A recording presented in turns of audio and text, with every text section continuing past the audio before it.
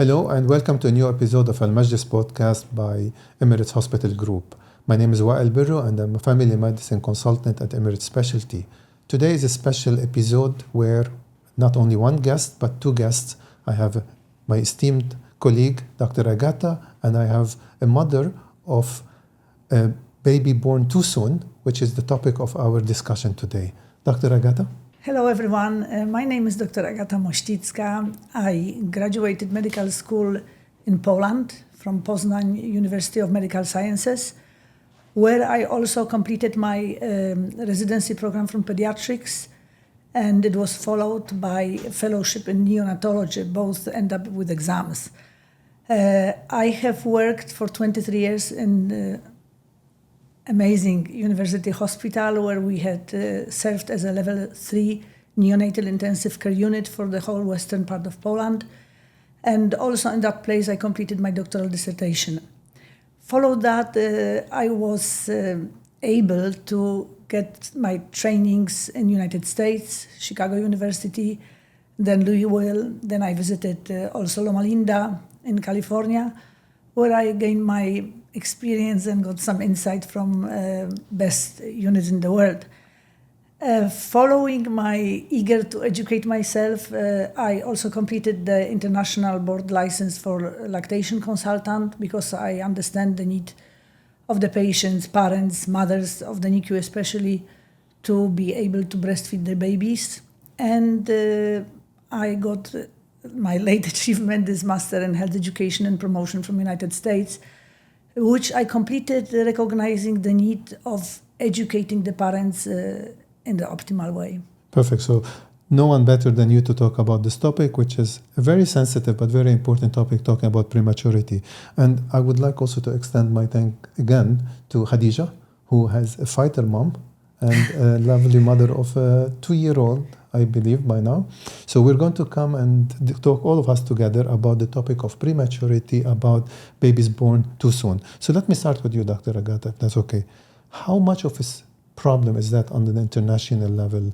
Can you explain to me the scale of prematurity globally, and mostly what are the challenges these babies would face when they're born in the first couple of weeks or months of their life? So the global burden of prematurity is significant because around 10% of babies are born as a preterm. And it can vary from 5% in some developed countries to 18% in poorer countries. Out of these babies, because prematurity is defined as every birth less than 37 weeks gestational age, but this is a large group.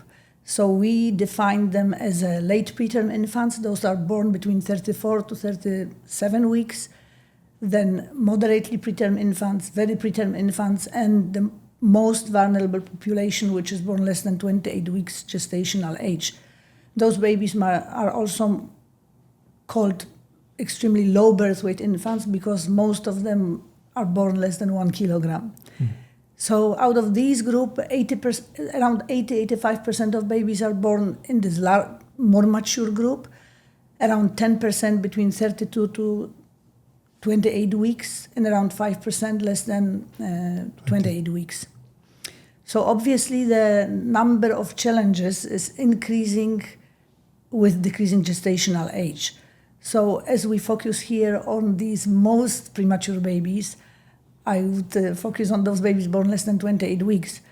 So the challenge starts actually the moment the baby is born. So most of them require immediate attention to prevent hypothermia. They are very vulnerable for heat loss, and this can lead to further consequences which negatively impact their health. So we support it by providing the initiatives that help us to establish the normothermia. This includes, maintaining labor delivery room or ER, OR temperature at around 26 degrees of Celsius. The moment the baby is transferred to the radiant warmer, we put them in a special plastic bags to avoid the heat loss. We transfer them to the NICU only after they achieve normothermia. The goal is to have the baby with a proper body temperature, which is above 36.5.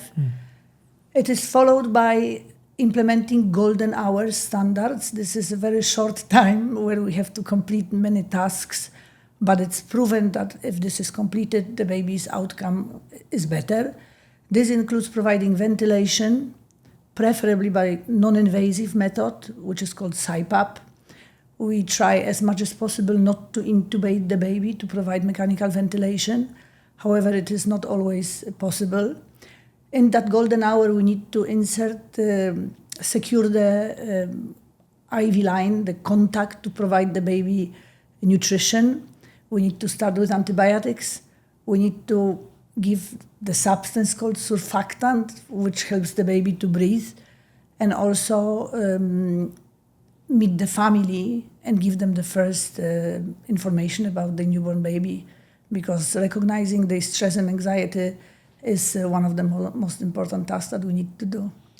And thank you. Actually, you've highlighted the kind of the scale, but also you've talked about the medical interventions that are in the first hours that are crucial, but also, which is, I'm sure you do that naturally, you've involved the parents because it's a joint decision and it's not easy.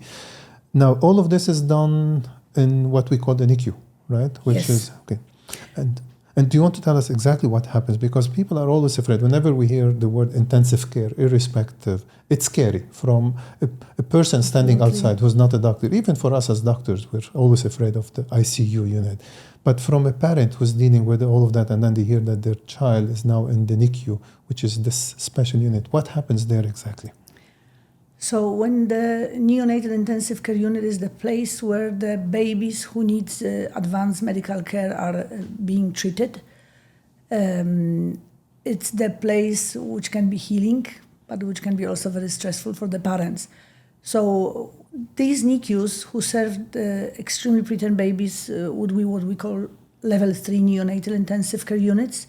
What it means, they need to provide variety of respiratory support, different mode of ventilations, be able to deliver parenteral nutrition. Early on, we know that if we start parenteral nutrition for the babies who cannot be fed orally, they don't have sucking reflex, they cannot get sufficient nutrients even enterally, so we need to give them parenteral nutrition. We need to be able to give them, if the lungs are the problems, then most of the time, our main target are the lungs initially, because the lungs are immature. The baby is born at a certain stage of lung maturation. This we cannot overcome. But what we can do, we can provide perfect antenatal care, which includes administration of steroids to the mother, if obstetricians have time for this, in order to kick off and boost lung maturation and also support better blood pressure. So most babies born at that age will require surfactant administration. This is the substance that is given by the tube or by the special catheter to the lungs in order to prevent them from collapsing and decrease oxygen demand. So that would be the first task.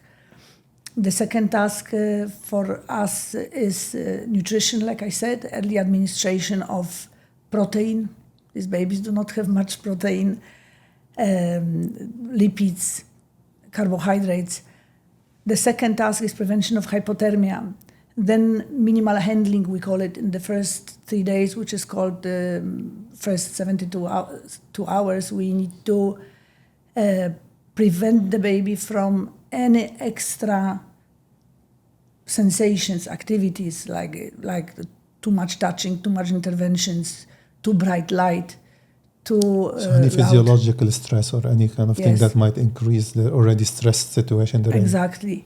Because what we want to protect is the brain. The brain is vulnerable, is very sensitive to any change in blood pressure, any change in oxygenation, low sugar level or high sugar level. So we need to have hands-on many tasks at the same time in order to give these babies as much ease at the beginning as possible. Later on, obviously, we face metabolic problems. Babies can have either low sugar or may not tolerate any type of larger amount of glucose, develop hyperglycemia or hypoglycemia. They are vulnerable to infection. We all know that transfer of antibodies through placenta happens in the last trimester. So these babies are extremely sensitive to infection. So following, strict hand hygiene protocol is the number one and the most important task for us. And what else? What we do, we early on promote skin-to-skin care because it's recognized that it stabilizes the baby's sleep, growth, blood pressure, and also positively affect the families. And later on, we simply fix what needs to be fixed, Each baby is unique. I would say each baby has different challenges, From antenatal history, we know which baby may be at higher risk. If we have boy and girl deliver at the same time, we know that girls are stronger. It's the effect of estrogen that promote lung maturation. So the boy at the start is in a little bit disadvantaged situation. The antenatal history and the maternal health problems, maternal hypertension related to pregnancy, which leads to growth restrictions. So these babies are born already smaller than they should be, etc. Multiple pregnancies, the twin pregnancies, triplets, babies who are born to mothers who got pregnant with some reproductive help. So there are many things that we have to look at, and usually it's day by day. What is important also is to practice, and I strongly believe we need to all follow evidence-based medicine. There are established protocols which are based on science, on research, and on large-scale interventions that are then changed into guidelines. So this would be important from my point of view. Perfect. Thank you very much. And now I'm going to turn to Khadija, and we've heard the pure physiological and what's behind the scenes, let's put it from a purely medical perspective. Now we're going to talk personal. First of all, do you mind me by starting asking, what's the name of your son? We've called him Mohammed. Mohammed. And as a nickname, Hamoudi. So everybody calls him Hamoudi. Hamoudi. And we'll stick to Hamoudi today. And Okay. God bless him and Mabruk. And I'm sure you're enjoying the motherhood. So tell me, and I know it's very emotional, and I think I'm going to bring you back to 2+ because he's now 2 years, right? Yes. So we're going to go maybe a bit before he was born. When did you... Can you discuss your experience? Share your experience about when did you learn, or was it a surprise? Did you know that he was going to be born early? How many weeks were you? And just share your experience in total. Okay. To start, I had no idea that I'm going to have what Dr. Agatha just explained as an extreme premature baby. My son was born at 24 weeks. Wow. A week prior to his birth, I had my usual gynecology checkup and everything was okay. I had just come back from a trip, which, was approved to go. So I had no expectations. Neither did I even understand that there is something known as extreme prematurity. The youngest that I've ever experienced as a premature baby, 7 months, right? So I was just 24 weeks, beginning of 5 months, so never occurred to me. I very well remember that day. My husband actually had COVID. It was October 2022. The whole world was done with COVID, but he just got his. So he was isolated in a room, and I woke up to make some tea for myself and started realizing that something was not okay, and I had to rush to the hospital. I stay very far away from Emirates Hospital, actually, about 45 minutes from my house. Oh, wow. So that was the most stressful drive. My husband completely covered, sitting in the front. I'm sitting at the back, not knowing what's going on. We get to the hospital emergency. I have maybe 10 people in a very small room. I'm still not even in the labor room. I'm in ER right now. People trying to figure out what's going on. And in a matter of a few minutes, someone tells me I'm dilated and I'm 3 centimeters open. What? What does this mean? Sounds surreal. Yes, like I thought it was a joke or I'm in a bad dream. They quickly rushed me to the labor room. And I had two sets of people over there. I had the labor team that was kind of getting me ready to deliver. And then I had the other doctors that were trying to keep the baby in. And that was my first experience with, so to say, the NICU team. Not that I had much of interaction at that point, but, obviously with a lot of stress, a lot of people in the room, I didn't know who's who. But I just remember someone saying that we're going to pump in some steroids in case your baby is born. At least he will be able to, chances of survival will be higher. And I have the other team saying that you need to relax, you can't move, we're getting you ready, and you need to calm down. That was about 10 a.m. in the morning, 23rd of October. By the evening, everything was still okay. I had a gynecologist come in at that point, and he mentioned that no matter what these people are doing, your baby's coming today. And I was just in a lot of, I had anxiety, and I knew I had to calm down. I wasn't allowed to eat, I wasn't allowed to drink, because they might have to put me in an immediate C-section. My baby was not in the position that he's supposed to be. I forgot the term, but his legs were down. So it's basically when he's kicking to come out, a breach. Yeah, that's the word, exactly. By midnight, everything was calm. Contractions were normal, in control. And the doctor just said, I need to put one more pump of steroids the next day. And then if you deliver, we're in a good place. So we just had to get through the night. Around 2 a.m., I felt what I now understand was contractions, and back to back. I called the nurse, called the midwife, they called the doctor, and in 2 hours' time, my son was born. And when he came out, the NICU team was already on standby. I remember the doctors, I remember the nurses very, very well. And they just briefly kept the baby on me, which I didn't understand. That's not an image of a baby that I would have expected. And immediately the NICU team just took him. And I had no idea what was happening. He was right next to me, but I know they were doing everything. And I think that's the first couple of hours that was very crucial, as Dr. Agata also mentioned, to get the vitals going. And he's a boy, so I think he needed more attention.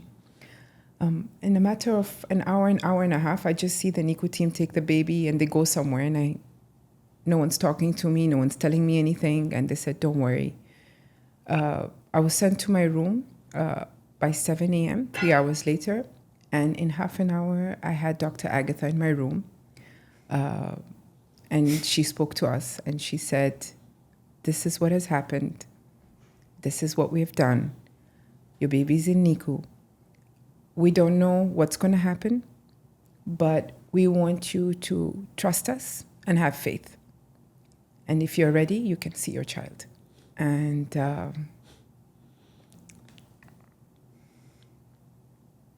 thank you very much, Khadija, for going through the details. And I'm sorry to put you through this again. I know it's not easy. But as a family doctor, I love to talk about emotions. So I'm going to talk about that now. The emotional, the physical stress. We always focus on the hospital stay. But then suddenly, you're gone home with your Hamoudi, and then you're at home trying to manage those day to day. In the hospital, despite all the uncertainties and the fear, you trust, you have faith, as you mentioned. Yeah. With the team, with Dr. Agata herself and her amazing team. But at home, you're there on your own. How did you manage things? And again, I know I'm putting you all through this trauma again. We talked about the first few days, but what happened later when you got home, and how did you deal with all of that? So 3 months later, first night back home, I think Dr. Agata can tell you how much I've texted her. We were not sure. Is he breathing? Is he okay? In the hospital, as you mentioned, everything was monitored. They know the saturation levels. They know his temperature. They know if he's breathing. But at home, I had to go, me and my husband and I, every maybe 20 minutes, 25 minutes, and we just kind of put our hand under his nose and see he's okay. And then we make sure the temperature is not less than 24 degrees at all time. In fact, the first night we couldn't sleep at all.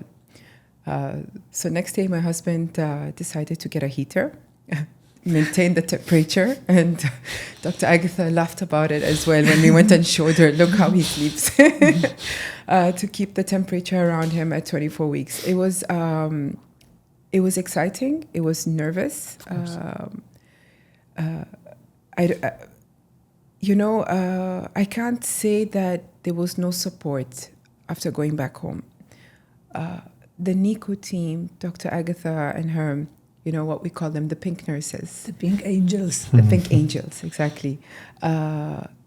Every day, 2 times in a day, I would get a phone call from the NICU for quite some time, and they've opened the door that I could call for anything at any point of time.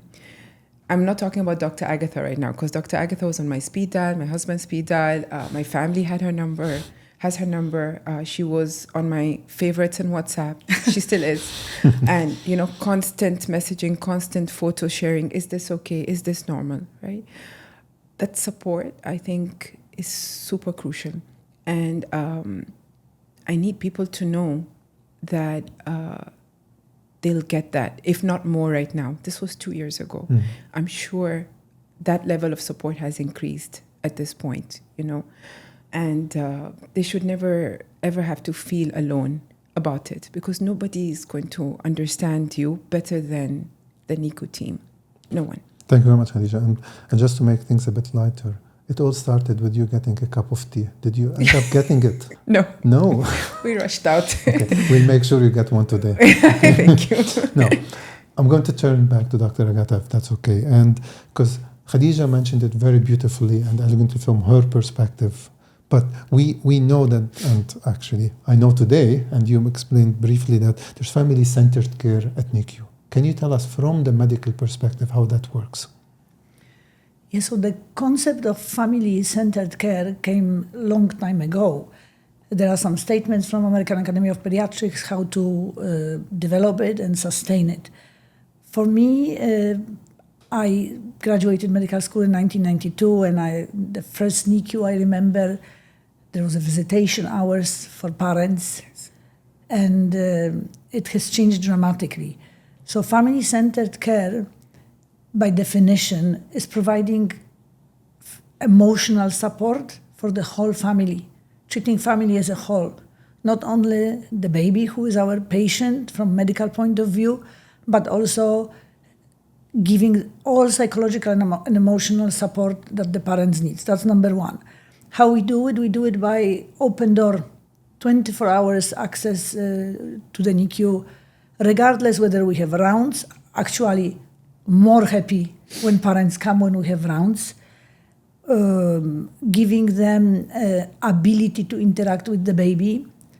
There is still some hesitance, of moving forward to offer the parents skin to skin. Don't wait until the mother can ask, can I do skin to skin?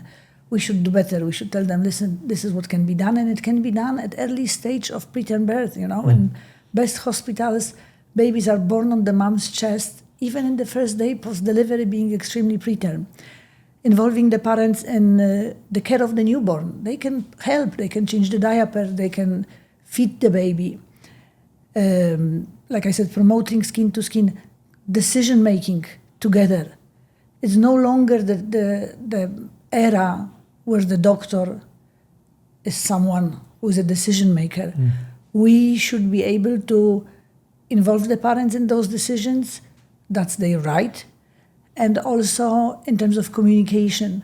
In my opinion, proper communication skills are critical to bring peace, to decrease the anxiety of the parents, We need to, that's why I graduated from health education. We need to talk to them in the way that they understand. Because sometimes they don't say anything, but they don't understand what we are talking about. So we need to give them the chance to ask questions. Now, in the best NICUs, there is something called single family rooms. The baby is in a room and the parents can sleep in the same room with the baby, staying all the time. So initiating breastfeeding in the NICU. As a lactation consultant, it was my main goal when I became head of this department almost 4 years ago, to develop family-centered care, to increase breastfeeding rates among preterm babies because it significantly impacts their survival, their health, and long-term neurodevelopment. So this was achieved through education of my nurses, and we offered the parents initiation of breastfeeding with the mother as early as 33 weeks corrected gestational age. So let's say when Hamoudi was born at 24 weeks, he was physically able, in terms of his medical condition at that time, to start putting him around mother's breast around 33 weeks. And then we go through the process of training, and I can proudly say that our NICU, 90% of babies or more, maybe even, are fed exclusively with human milk. It's a hard work, of course. Very hard work, because this again involves you have the mother who is anxious, distressed. She has her emotions, and here we are pushing and explaining why we need her milk in order to increase the baby's chances of survival. But hard work pays well, and we work as a team. We have also another lactation consultant coming to the NICU, so I am very proud of this achievement. Well, you should be, and hard work definitely pays off most of the time, but hard work doesn't stop at NICU. The biggest issue that I know as a doctor is usually, of course, after you do the magic work and with your pink team, is afterwards, long-term complications, because now that the child is better, they go home. But what about long-term complications? What are the things that they're most at risk of, and how do you as a doctor and the parents manage these? Yes, so obviously the complications of prematurity we divide into short-term and long-term. Before I talk about it, I want to say that as neonatology evolved from being quite aggressive to being very soft, which means we minimize interventions as much as possible. This includes, for example, providing non-invasive monitoring that decrease blood sampling, that decrease the baby's stress and pain. However, the long-term complications that I can mention here will include what we call bronchopulmonary dysplasia, the lungs, the babies who are exposed to mechanical ventilation and oxygen at the stage of their lungs that do not have alveoli, even at some stage, obviously brings them at risk of what we call BPD, or chronic lung disease, which is defined as oxygen dependence at 36 weeks corrected age. This can lead sometimes to asthma, having less, exercise tolerance. So that would be one. The second one will be neurodevelopmental outcome. This is why we so much focus on protecting the brain. However, some of these babies still will have some cognitive problems, motor skills problems, behavioral problems later on. The eyes. There is a condition called retinopathy of prematurity, which is related to prematurity itself and exposure to oxygen, and also other elements, even blood transfusions, infections, etc. So we monitor the baby's eyes closely. We do what we call ROP screening for retinopathy of prematurity until the baby is around 40-45 weeks corrected age, so even post-discharge. Most of these babies can be currently treated even if they have ROP successfully. What else? Adults. The research says that patients who were the patients in the NICU as a preterm babies have a higher risk of hypertension, heart problems, insulin resistance, etc., etc. This is why we try to optimize the neonatal care to the best of our abilities, so we send the babies home without these complications. And I would say, if the patient is born in the right place, managed by the right team, with the establishment of protocols and guidelines, the chances are pretty high to have an intact outcome without any long-term disabilities. That's good to know, and thank you for this lovely summary. Now, Khadija, I'm going to turn back to you. Okay, hopefully you got a break. But now that you got a break, I'm going to challenge you and bring you back. And I'm sorry again about that. Now, you mentioned that it started as a normal day. You wanted a cup of tea, but also, unfortunately, your husband was sick. Yeah. So that's already a challenge. And I probably think the question is a bit unfair, but I'm going to ask it. What is the most challenging part of you dealing with all of that and having Mahmoudi at the time in NICU? Very tough question. I would say, that's a very tough question. But I would say actually not knowing it was going to happen was a challenge. Not being able to take the baby home after you've delivered was a challenge. Separation. Yeah. Not knowing what's happening by the minute is a challenge. You take me back to so many things that happened in those 3 months, right? So many things. We would go there to the NICU, wear everything, and then they would tell us, just wait. And we would wait for 45 minutes, maybe 1 hour outside. We don't know why. And then we go back in, and then Dr. Agatha will come in like 5 minutes later, and she say, by the way, this is what happened. We couldn't let you see it, but don't worry, your baby's fine now. Everything is fine. And then there would be days we would come in, and our son is responsive,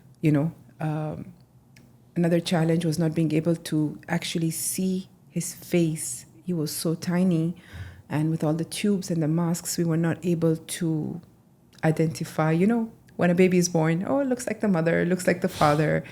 Until I think about a month later in the NICU when, slowly he was growing and his eye was starting to pop out, or we could see a bit of his lips and, he has your lips and, he has your lips, or he has your eyes, sorry.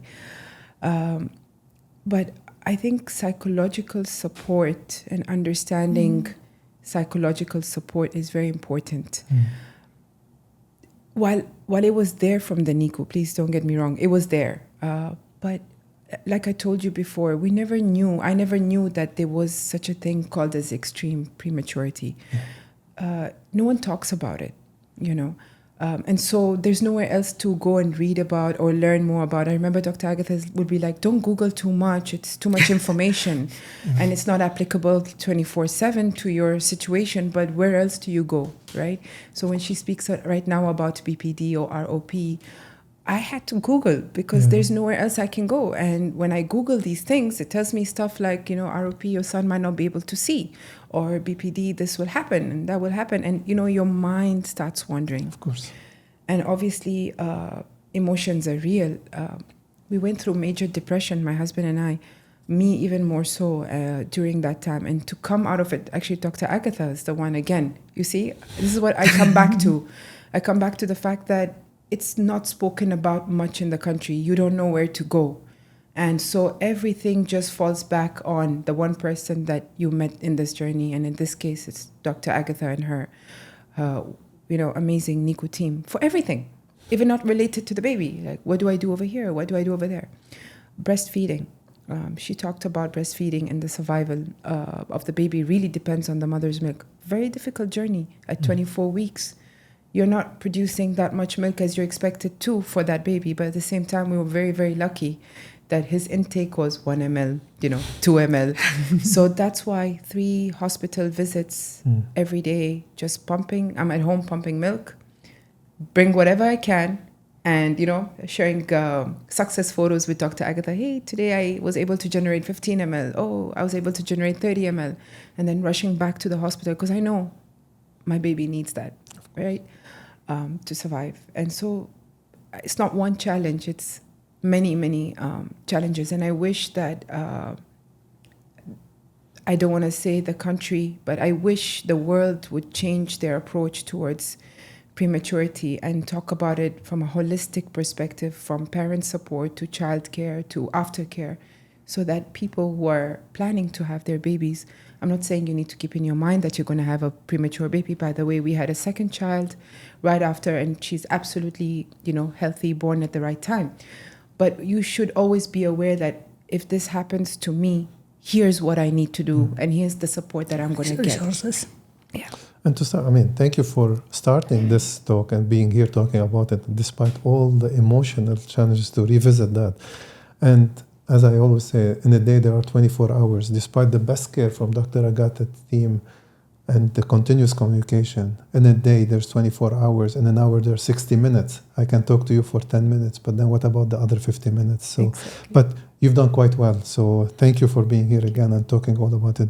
Now, you mentioned the face, and I want to see the pictures. I know you have some pictures for us. Yes. Do you mind? Yeah, go right ahead. They're actually in a journey from day one at the NICU. I'm not sure what's the best way to show them, but maybe the camera. Okay, so this was actually after 72 hours where we were able to touch him for the first time. That's him in the incubator.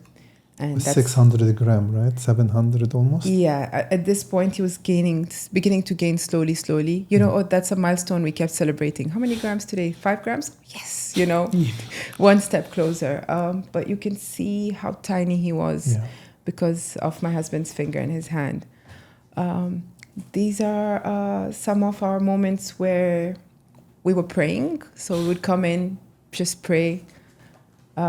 First, skin to skin experience. That's when things started to look a little bit more positive. Yes. We've crossed 32 weeks over here. And I see what you mean. Now there's a face. Now there's a face, no tubes, but still in NICU for observation. I'm sure there was a cake celebrating that day somewhere. We go home. We take him home, and that's Dr. Agatha. Obviously, our first child, so we had to do some photo shoots and, remember him. But I want to take you to, this was one of our biggest celebrations where he crossed 1 year. This is his first birthday, first day at the nursery. And as you can see, nothing tells you that he's born as an extreme premature baby. 2 years. We just recently celebrated his birthday. And I take you back to just a picture from last week. Oh, amazing. At the nursery. We treated him like a normal child the minute he crossed, 4 or 5 months at home. He did his ROP. And I think this is very important, that you shouldn't let your child feel any less. Yes, he was born at a circumstance. He got all the care. He's good. He's got his hospital visits, his doctor's checking on him. There's something to worry about. We'll worry about it later. But for now, treat him like a normal child. And I think that's what really, really helped. So thank you very much for sharing these lovely pictures. And if I may say it from a medical point of view, what you've elegantly described is that to focus on the person, the individual. We say it the same way. It's not a diabetic patient, it's a person with diabetes. Yes. So the same thing. He's a boy. He's a boy who happened to be premature, born premature, but then that's it. Yeah. This discussion could stay forever. And I know we both have to go and we have to finish this. And I'm not sure how I'm going to ask you this question, but any last minute or any kind of summary things that you want to tell our audience today? Yeah, so I think it's important to keep faith, trust the process, have hope. Obviously, it's not easy, but when you go see your baby at the NICU, go all in. This is your child, you don't have to go crying. It is upsetting, but go in, because the baby feels your emotions, feels your energy, feels your vibe. And don't be afraid to talk. I do hope that this topic will become more normal, more common, and that parents facing this in the future know what to do and where to go. Don't worry, help is always around, for sure. Thank you, Khadija.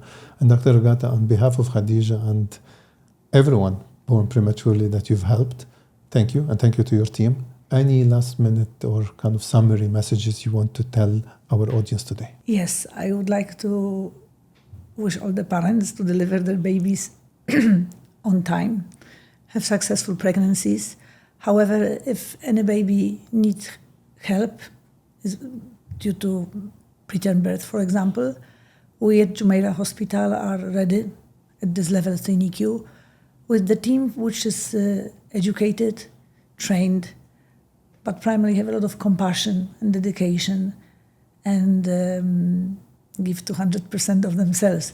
I would say the last word, I am a big advocate of better psychological support for families because statistically 70 to 80% of parents who have babies in the NICU has either PTSD or depression or any form of anxiety. So I'm always glad to connect parents to parents, those who had experience with those who actually have experience currently, because peer support is very important. So maybe in the near future I'll be able to create some social media platform where I can connect all of them so they can ask the questions in the right environment. Because, Google can be tricky, can actually increase your anxiety rather than decrease it. And I'm thank you for this invitation. Thank you, Khadija. Your family, this I want to add, when you have a baby in the NICU for several weeks or months, this family is becoming your family. Correct. And actually, I know parents sometimes need a hug. The simple human touch, and just tell them everything is going to be okay. I'm that kind of person that is rather optimistic than pessimistic. I believe that we need to be honest with and transparent with parents, but giving them too much numbers and this can happen, this can happen, this can happen, is not my approach. I always say, this may happen, but we can overcome it, and we do our best to do it. Thank you very much. And thank you. This brings this special episode, and I say it with heavy heart because it has been a very emotional session. It brings the special episode to an end. Please stay tuned for a new episode of Al Majlis podcast very soon. Thank you. Thank you.